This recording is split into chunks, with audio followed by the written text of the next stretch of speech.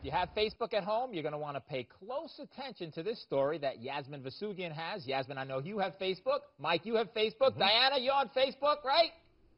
Mike, yep. We got to be all ears for you. Yeah. Mike works on Facebook all the time. He never works. Oh, no.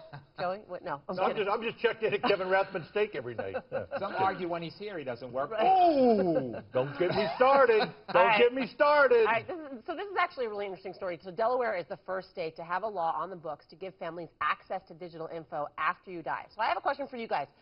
Should your family have access to your page after you die? Okay, now before you answer that, I want to talk to you about what they're considering when they say digital property, all right? iPhone, iPad, Google Docs, Dropbox, Flickr, online credit and debit card accounts, Hulu subscription, iTunes library, Facebook, Twitter, Pinterest, LinkedIn, oh my God, it goes on, Instagram, so many, all right? And Delaware has decided, yes, they can have access to it. What do you think, Mike? Do you think that families should be able to have access to this stuff? You know what? I think they should have access maybe to your Facebook account and maybe Twitter, but not to your phone, not to your pads. You know, there's personal information on there that maybe you don't want everybody to know about, especially your mom, dad, those you leave behind. No. Facebook, Twitter, that's it. Diana, what do you think? Should families have access to this sort of thing? Yeah, I think they should. I think that they have access to your personal belongings and things like that. And if you know, the law always allows for you to plan around it with an estate plan if you don't want them to have access to it. So prepare an estate plan if you want to be more careful and keep things more private.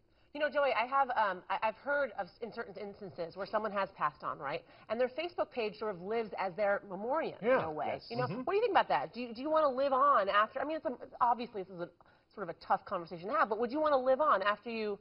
You know, on when Facebook. It's over for me, it's over for me. I'm done. I don't want to live on. I want to live right this time, but after the fact, I'm gone. But the reality is that, listen, Yasmin, there's also a federal law, though, that deals with this issue, and I think some of these state laws may be in conflict with it. It was passed in 1986, and it really prohibits third parties from having access to your information. So it'll be interesting to see when there are these challenges that come forward, whether or not the federal government would say, hey, we're going to take a back seat, or whether they'll say, you can't do this. It could become problematic because of the privacy concerns that Mike Brooks spoke of. Right. So, all right, let's talk about what some people are saying on Facebook. So up first, Patty says, yes, the family should have access to the Facebook account. It can serve as a way to complete the grieving process for family and friends. So that was similar to what we were talking about earlier as serving as a memoriam. Yes. And then Jessa says, families should only be allowed certain things from the page, not everything. There is personal and private information, like Mike Brooks, right? But you found some interesting things online on people's sort of, you know, after they've passed on, right, investigative-wise. Oh, yeah, I mean, you can. There's a lot of things on there, but, you know, there's a lot of personal information, pictures. You know, if someone's having an affair, God forbid, you know, do you want the rest of your family to know about that? I don't think so. You know, but with Facebook page as just maybe a memorial page, that kind of thing, I have no problem with that whatsoever. After I'm gone, keep it up there. If you're out there having a drink and you want to have one to Mike Brooks, put it on there. We're thinking about your brother. That's fine with me. Why am I not surprised that just happened? All right, Brittany also says, I think there should be an option for you to choose while still alive what happens if you die. So that's a really interesting point. So you actually start to choose what should happen to your digital media like the living after you pass on.